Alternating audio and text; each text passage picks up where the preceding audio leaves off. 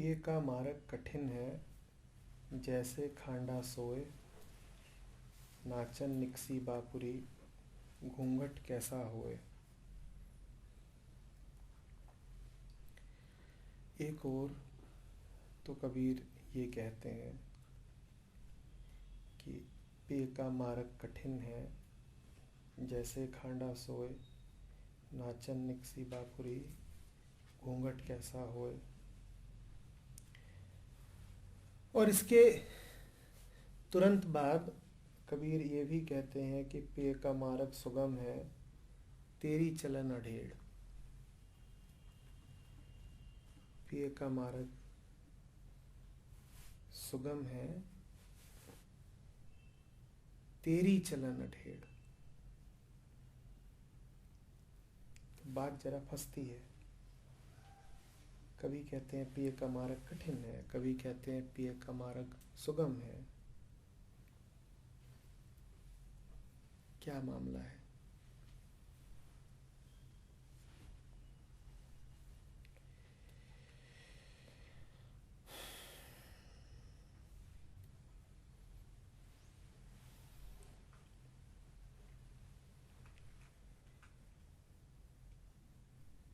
पिए का कोई मार्ग होता ही नहीं।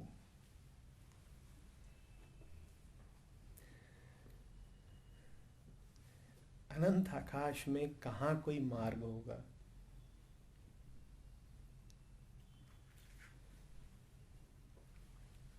बिंदु में मार्गों का क्या सवाल है?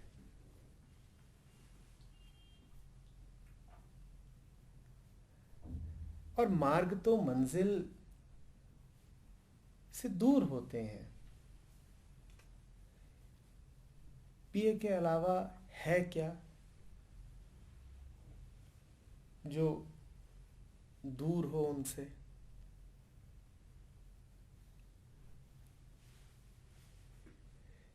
नहीं, पिए का कोई मार्ग नहीं होता है। सारे मार्ग पिए में होते हैं।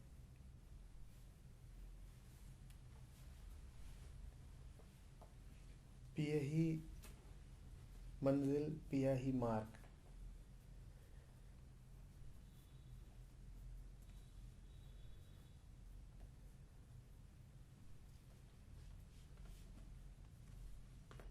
मंजिल तौर पे जब दिखें तो तुम उन्हें नाम दे देते हो पिया।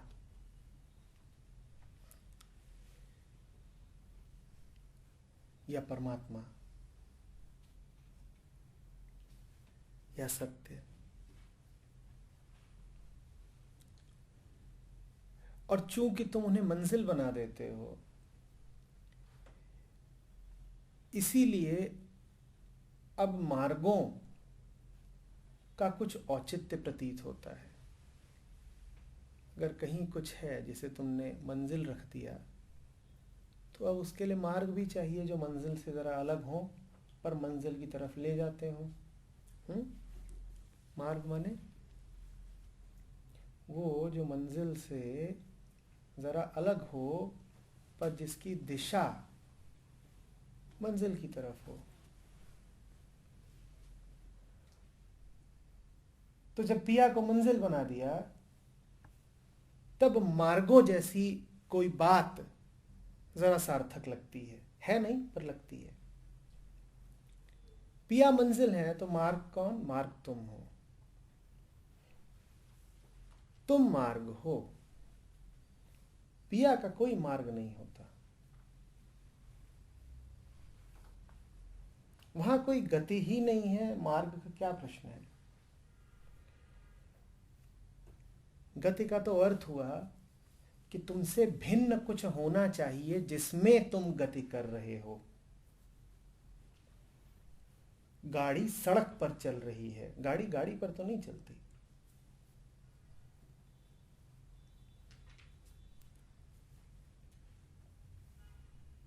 तो पिया हुए मंजिल है नहीं, क्योंकि पिया ही है मात्र। जब मात्र कुछ हो तो उसको मंजिल कहना उचित नहीं होगा। मंजिल कहने के लिए तो मंजिल के अतिरिक्त भी कुछ होना चाहिए। तो पिया को तो तुमने बना दिया मंजिल, अपने आप को बना दिया मुसाफिर। तुम ही हो मुसाफिर और तुम ही हो मार्ग।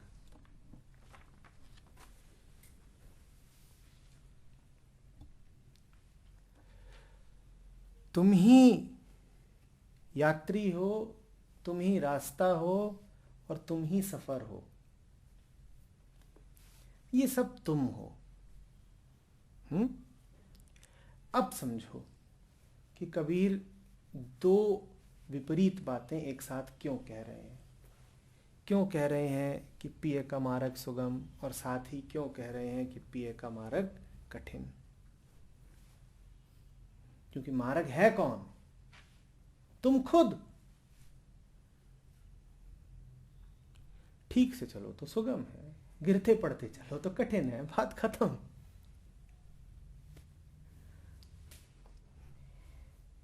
तुम्हारे ऊपर है।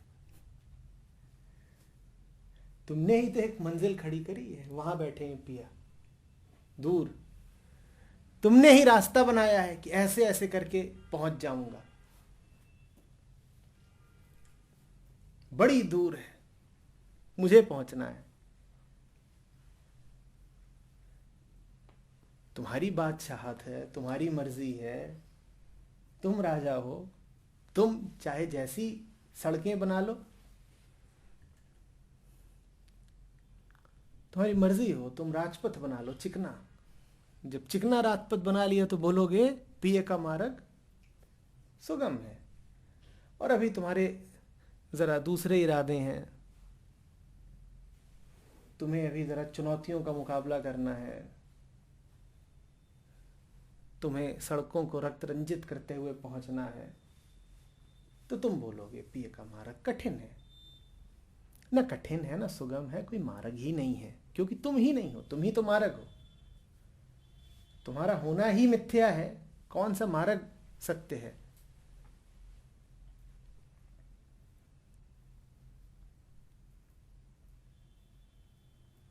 आगे कहते हैं कबीर, नाचन निकसी बापुरी घूंघट कैसा होए, पिए का मार्ग कठिन है जैसे खांडा सोए। समझ गए ना बात को? मार्ग नहीं कठिन है। अच्छे से अच्छे मार्ग पे जब घूंघट डाल के चलोगे तो गिरोगे नहीं तो क्या करोगे?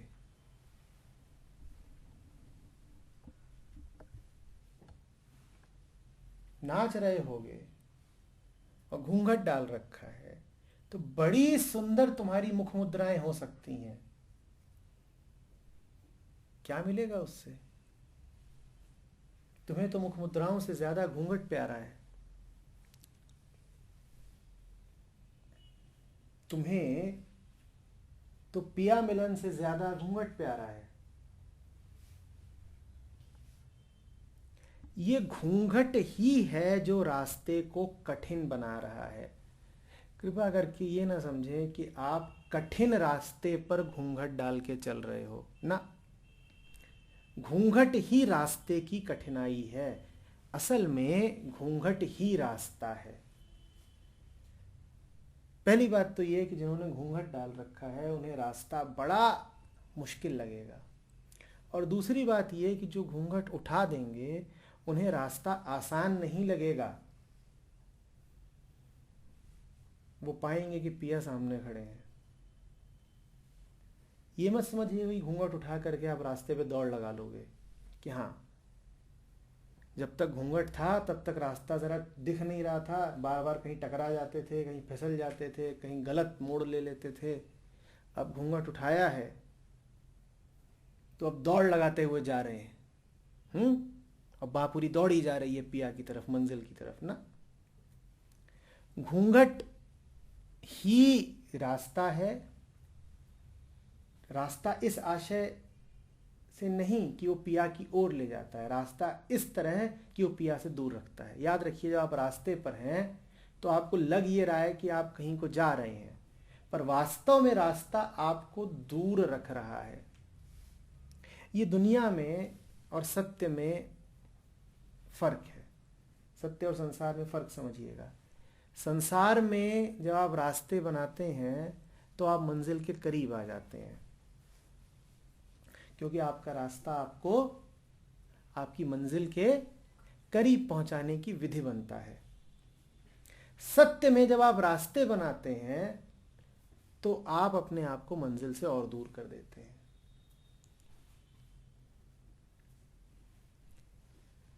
तो जितने भी संसारी काम हो वहां रास्ते बना लेना, वहां विधियां लगा लेना, लेकिन जब कभी उसकी बात हो जो दुनिया का नहीं है, तब रास्ते मत बनाना, तब विधियां मत लगाना, उपाय और चालाकियां मत करना। प्रेम में, आनंद में, मुक्ति में, समर्पण में रास्ते नहीं चाहिए होते हैं। वहां तो बस घूंघट उठाना होता है और पिया सामने खड़े होते हैं। घूंघट के पट खोल रे तो है पिया मिलेंगे। या ये कहा कबीर ने कि घूंघट के पट खोल रही और फिर दौड़ लगा रही और मंजिल पे पहुंच रही, वहां दरवाजा खटखटा रही, तब पिया मिलेंगे। ऐसा तो नहीं कहा कबीर ने। घूंघट के पट खोल, पट खोलते ही गोरी ही पिया बन जाती है। पट ही है जिसने तुमको तुम बना रखा है।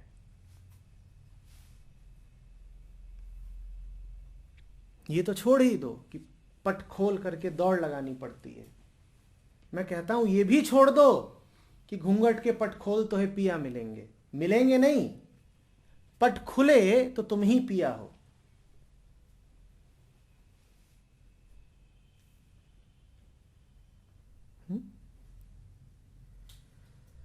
तो तुम्हें पर्दा रखना है तो पिय का मार्ग कठिन है, जैसे खांडा सोए, जैसे तलवार की धार। तलवार की धार का उदाहरण क्यों लिया जाता है? क्योंकि महीन होती है, नाजुक होती है, उस पर चलना कठिन है।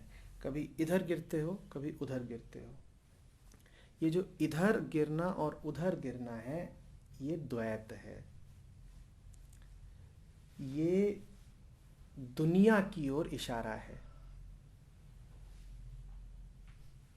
कि दुनिया वो जगह है जिसमें तुम्हें द्वैत का या तो ये सिरा खींचता है, जैसे तलवार पे चल रहे हो तो या तो दायां खींचेगा, दाएं की ओर गिरोगे, या बायां खींचेगा, बाएं की ओर गिरोगे। दुनिया तुम्हें कभी इन दोनों सिरों के अलावा कहीं और होने नहीं देती। इन दोनों सिरों के अलावा जो है वो खांडे की धार है, वही बुद्ध का मध्यम मार्ग है। मध्यम मार्ग का मतलब होता है अद्वैत। न दाएं न बाएं, कहीं और। न इस सिरे को खींच रहा हूं, न उस सिरे को खींच रहा हूं। न सुख की ओर खींच रहा हूं, न दुख से ही आकर्षण पैदा हो गया है। न पाने की होड़ है, न छोड़ने की दौड़ है।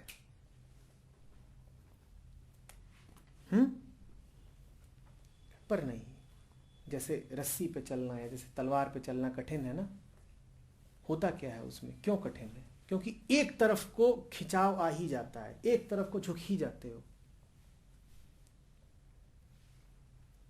ये एक तरफ क्या है? ये द्वैत है, ये दुनिया है। दुनिया क्या है? घूंघट। एक ही बात को दो प्रतीकों के माध्यम से कह दिया है।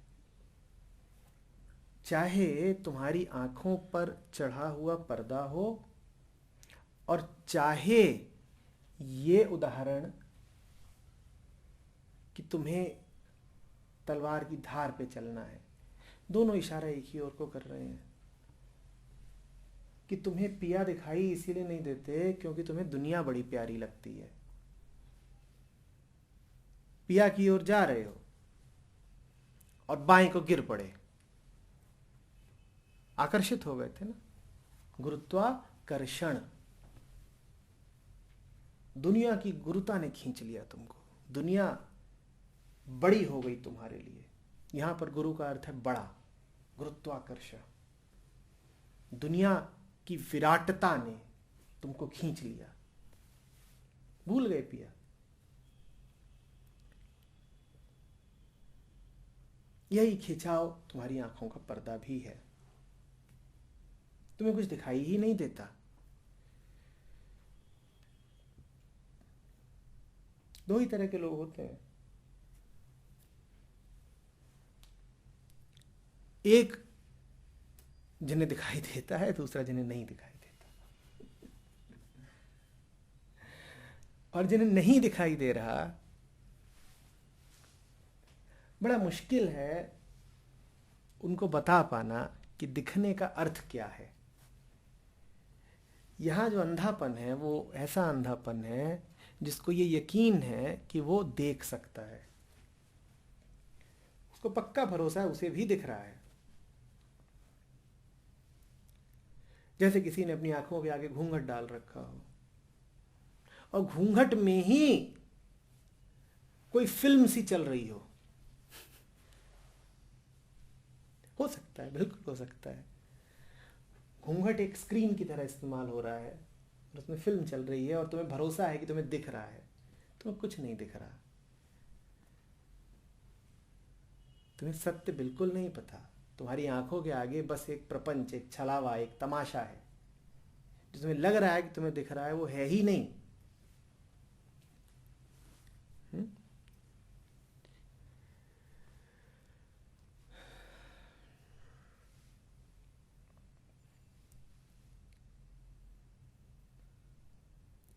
पिय का मार्ग सुगम है, तेरी चलन टेढ़। जब भी कभी लगे कि दिक्कत आ रही है तो जल्दी से गाने ना लग जाना कि सत्य तो बड़ी दूर की कौड़ी है, मुश्किल से मिलती है। हम में से कई तो ऐसे सूरमा होते हैं जो सत्य को ही दोष देने लग जाते हैं कि तुम क्यों छुपे बैठे हो।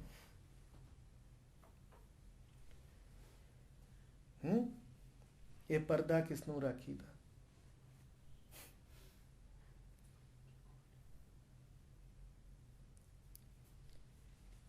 और उसका भी बड़ा सुख है कि मैं तो जो कर सकता था कर रहा हूं, तुम ही छुपे बैठे हो। नहीं, वो नहीं छुपा बैठा है, वो किससे छुपा बैठेगा। कभी कभार अगर उसको लगता भी हो कि छुप जाए तो उसके पास एक समस्या है छोटी सी,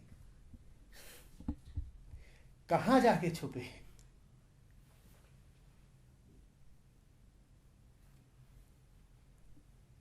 तुम छुप सकते हो, उसको छुपने को स्थान कहां है। वो नहीं छुपा बैठा, वही वही है। तुम्हें जब लगे कि वो है तब भी वही है, तुम्हें जब लगे कि वो नहीं है तब भी वही है। तुम्हारे लगने और न लगने की कोई कीमत नहीं है।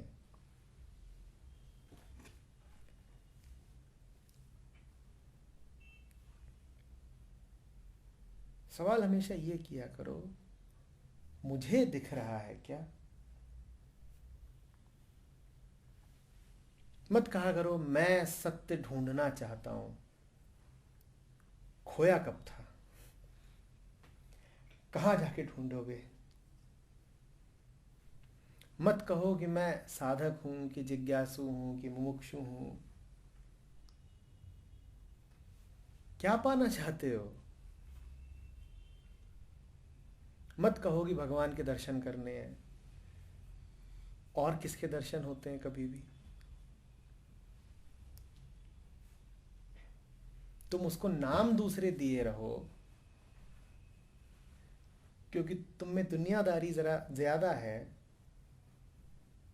तो भाई ये तुम्हारी मर्जी है।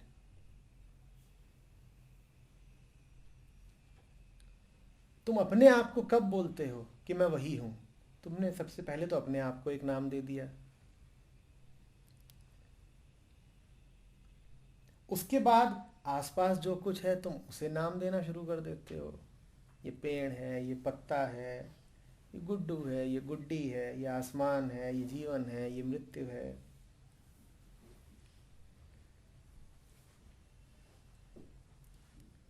और फिर तुम कहते हो गुड्डू भी दिख रहा है, गुड्डी भी दिख रही है, पेड़ भी दिख रहा है, पत्ता भी दिख रहा है, आसमान भी दिख रहा है, जमीन भी दिख रही है, खुदा कहीं दिखाई नहीं देता। तुम्हें दिखाई कहाँ से देगा? इतने सारे तो तुमने नाम रख दिए हैं। याद रखो, नामों में पहला नाम तुमने अपना रखा है। तुम्हारी शुरुआत जन्म के साथ कम और नामकरण के साथ ज्यादा होती है। इसीलिए जन्म होने के तुरंत बाद दुनिया आतुर हो जाती है तुम्हें एक नाम दे देने को। नामकरण की पृष्ठभूमि तो पहले से ही तैयार थी, क्योंकि शरीर लेके पैदा हुए थे। शरीर भाव तो तुम में था ही था, वो नाम के साथ और पुख्ता हो जाता है। मैं कुछ हूं, ये मेरा नाम है। तुम्हारे होने पर मुहर लग जाती है।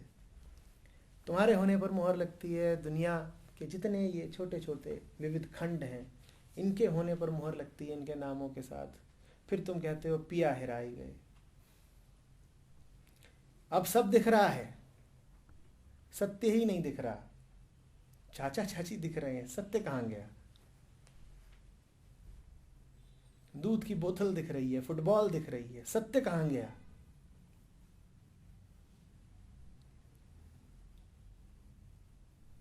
और फिर गुरुजी पधारते हैं।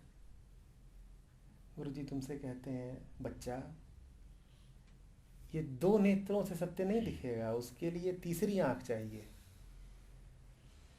तो ले जरा तीसरी आंख रगड़ो। और तुम अपना माथा वाथा सब भ्रुकुटी सब रगड़ना शुरू कर देते हो। क्या पता तीसरी आंख से सत्य दिख जाए। सत्य तीसरी आंख से नहीं दिखेगा।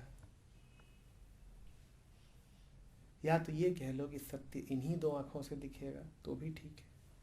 या ये कह लो कि सत्य को देखने के लिए कोई आंख नहीं चाहिए, क्योंकि वो कोई दर्शनीय वस्तु नहीं है, तो भी ठीक है।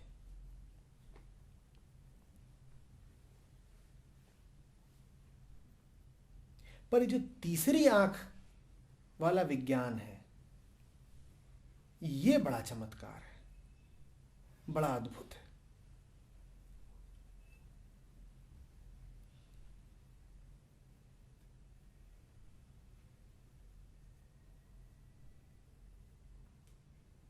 फिर तुम मंजिलें बनाते हो और रास्ते बनाते हो। ये तीसरी आंख रास्ता ही तो है, और क्या है? एक विधि तुमने बनाई है कि फलाना चक्र है यहाँ पर, और इसको जागृत करेंगे तो पिया के दर्शन होंगे। नामों में एक नाम तुमने और जोड़ दिया। इतने चक्रों में पहले ही फंसे हुए थे, उसमें एक चक्कर और जोड़ दिया।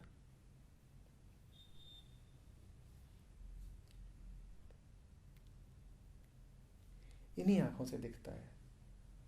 आंखें निर्मल हों तो जो दिखता है वही वो है। आंखें निर्मल हों तो जो दिखे वो साकार सत्य है, और मन निर्मल हो तो मन जहां स्थित है वो निराकार सत्य है।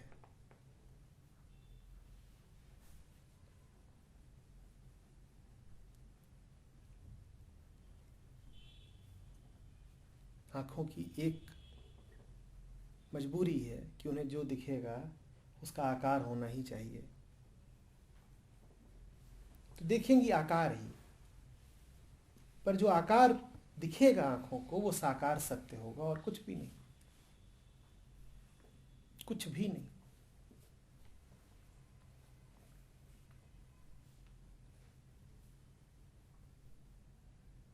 और जब आंखें साकार सत्य देख रही होंगी तब मन निराकार सत्य में स्थापित होगा।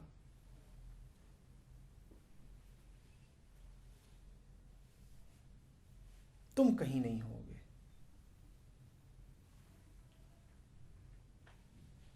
क्योंकि तुम आए नहीं कि घूंघट और रास्ता और तमाम उपद्रव लेके आओगे। आंखों का काम है देखना, वो देख रही होंगी। मन का काम है होना, वो होगा। तुम्हारा काम है उपद्रव, वो कहीं नहीं होगा।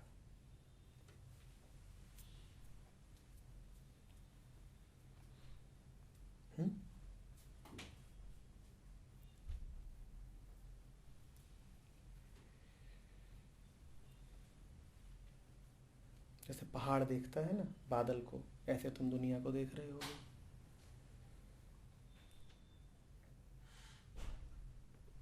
मच गया ना उपद्रव। पहाड़ के तो आंखें होती ही नहीं।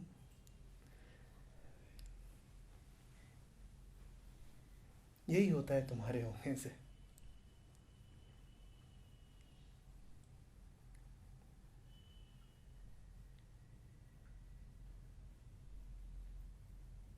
तुम्हें वाकई लगता है पहाड़ बादलों को नहीं देखता? पहाड़ बादलों को न देखता होता तो बादलों को कौन बोलता बारिश करने को? तुमने कभी सोचा? पर तुम कहोगे नहीं नहीं, ये तो भौतिकी के नियम है। मैं तुमसे कह रहा हूं वहां बातचीत होती है, पूरा प्रेम प्रसंग है। तुम कह रहे हो मुर्दा नियम है। बादल आते हैं, फिर ज़रा चाय पानी होता है,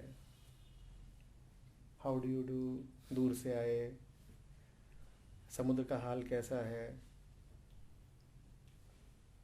सुस्ता लो, नहीं नहीं कोई जल्दी नहीं है, कल बरस लेना। सब चलता है।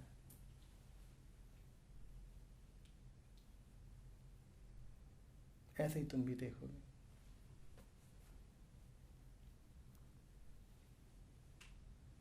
सब हो रहा होगा, तुम कहीं नहीं होगे।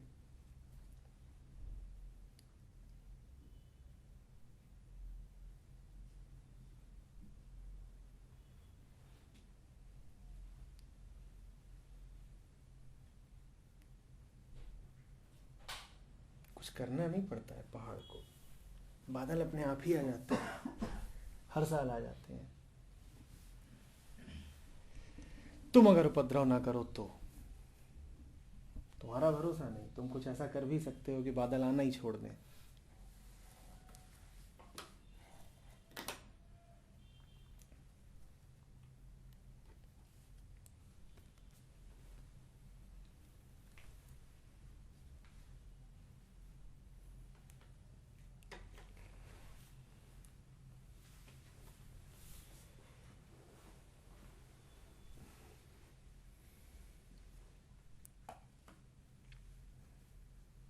हर मार्ग कठिन मार्ग है। आसान मार्ग वो जो मार्ग है ही नहीं। पिए का मार्ग कठिन है। हर मार्ग जो पिया तक ले जाता है वो कठिन ही होगा, क्योंकि तुमने बनाया। कृत्रिम दूरी है जो वास्तव में है नहीं, तुमने रची। सुगम मार्ग कौन सा? पिए का मार्ग सुगम है। सुगम मार्ग कौन सा? जो मार्ग है ही नहीं, जहां तत्काल मिलन है, जहां बस घूंघट उठाने की देर है, दौड़ लगाने की नहीं, पहुंच जाने की नहीं, पा लेने की नहीं, आंख खोल देने की देर है। और आंख खोलने के कोई मार्ग नहीं होते, आंख तो बस खोल दी जाती है, जस्ट लाइक दैट। जो पहले वाली बात कही गई थी, टूटना और बिखरना, टूटना सब ऊपरी स्तर से होता है, और जो दूसरी वाली बात कही थी घूंघट वो आया और सामने दिखे, तो ये दोनों बात सर एक ही कोई मुझे लग रहा है कि भाई जो था ही पहले से वो उठा के दिख गया, और जो कभी टूटा ही मतलब जो हमेशा से जुड़ा हुआ था वो कभी टूटा ही नहीं। तो ये दोनों क्या एक ही चीज़ है या इसमें कुछ अलग है? तो मुझे एक ही लग रहा है इसलिए। जो भी लग रहा है ना, उसको दुनिया तक सीमित रखो। टूटने बिखरने वाले तल पे तुम्हें जो भी लग रहा है वो ठीक ही लग रहा होगा। वो तल बुद्धि के नीचे आता है। बुद्धि का काम है दुनिया की व्याख्या करना, दुनिया के अर्थ निकालना। तो तुम्हें जो भी कुछ लग रहा है, टूटना बिखरना, वो सब दुनिया का हिस्सा है, वो ठीक है, बढ़िया है। वो जो दूसरे तल पे है उसको ये मत कहो कि जो हमेशा से जुड़ा ही हुआ था। सिर्फ इशारा भर करने के लिए कहना है तो कह लो, बात काम चलाऊ है, काम चलाने के लिए कह सकते हो। पर ये मत समझ लेना कि वो तुम्हारी बुद्धि में आ गई बात। वो समझ में ना आने वाली बात है, और इसमें कोई अपमान की बात नहीं। कुछ बातें होती ही इसीलिए हैं कि समझ में ना आए। अगर वो आ गई समझ में तो बात खत्म, खेल खत्म। तो हमेशा कुछ ऐसा छोड़ दो जो तुम्हारी बुद्धि के बाहर ही रहे। वो अगर बुद्धि के भीतर आ गया तो समझ रहे हो ना, तो ऐसा हो जाएगा जैसे तुमने साक्षी को खिलाड़ी बना दिया। जैसे तुमने साक्षी को सहभागी या भोक्ता बना दिया, तो उसको बाहर ही रहने दो। मन का इस्तेमाल करो दुनिया के लिए। हाँ, दुनिया में सब टूटता बिखरता है, ठीक। साफ साफ गौर से देखो दुनिया को, कि दुनिया का खेल ही यही है कि हमें लगातार तोड़ा जाता है और हम लगातार अपनी मरम्मत करते रहते हैं। यही होता है ना। हमारे सपनों पे चोट पड़ती रहती है। कोई है जिसकी उम्मीदें ना टूटती हो? कोई है जो ये भी कह सके कि आज ही उसे चोट ना पड़ी हो? गिनो, ईमानदारी से गिनोगे, इसे तो पड़ी है, मैं नहीं दी है।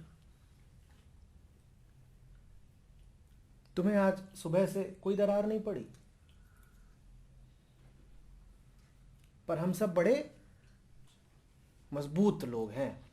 उसे बेशर्मी भी कह सकते हैं कि लात खा खा के भी मानते नहीं। बड़ा अदम्य साहस है हमारा। तो बस दुनिया को देखो। हाँ, दुनिया में ये होता है। ये जो देखने वाला है यही वो है जो न टूटता है न जुड़ता है। पर इसकी ओर ध्यान मत दो, ये तो है। ध्यान किसकी ओर दो? दुनिया की ओर दो। ये एक और मूर्खता है जो अक्सर की जाती है।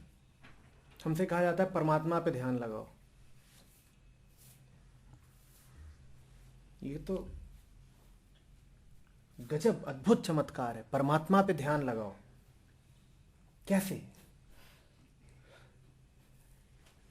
मन को तो कोई विषय चाहिए ध्यान लगाने के लिए। तुमने परमात्मा को विषय बना दिया।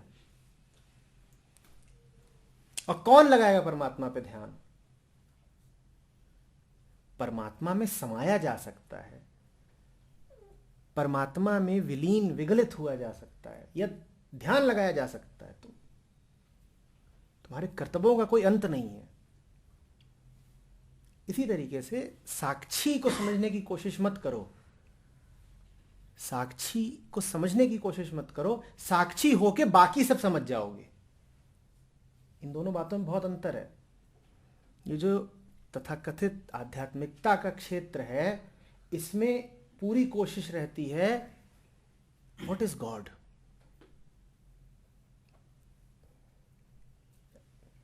साहब की शक्ल देखिए, ये समझेंगे व्हाट इज गॉड। इससे कम पे राजी ही नहीं है। इनको जानना है व्हाट इज गॉड। अच्छा, ये जरा ज्यादा ऊंची बात हो गई, व्हाट इज गॉड। तो अब साहब क्या कहेंगे, अच्छा ये तो बता दीजिए व्हाट इज विटनेसिंग। आध्यात्मिकता का अर्थ ईश्वर को जानना, ब्रह्म को जानना या साक्षी भाव को जानना नहीं है। आध्यात्मिकता का अर्थ है दुनिया को जानना। बड़ी सीधी साधी चीज है आध्यात्मिकता, पर ये बात हमें जरा अपने से नीचे की लगती है। दुनिया को जानना वो तो दुनियादार लोग करते हैं, हम तो आध्यात्मिक आदमी हैं। हमें तो ब्रह्म से, अल्लाह से नीचे हमें कुछ जानना ही नहीं है। तुम ब्रह्म को मत जानो, तुम दुनिया को जानो। दुनिया को जान लिया तो अपने आप उस बिंदु पे पाओगे अपने आप को जो दुनिया का नहीं है। मैं दोहरा रहा हूं, तुम दुनिया को जान लो। जैसे जैसे दुनिया को जानते जाओगे तुम अपने आप को कहीं ऐसी जगह पाते जाओगे जो दुनिया की नहीं है। यही कमाल है ऑब्जर्वेशन का। जितना जानते जाओगे उतना अलग होते जाओगे।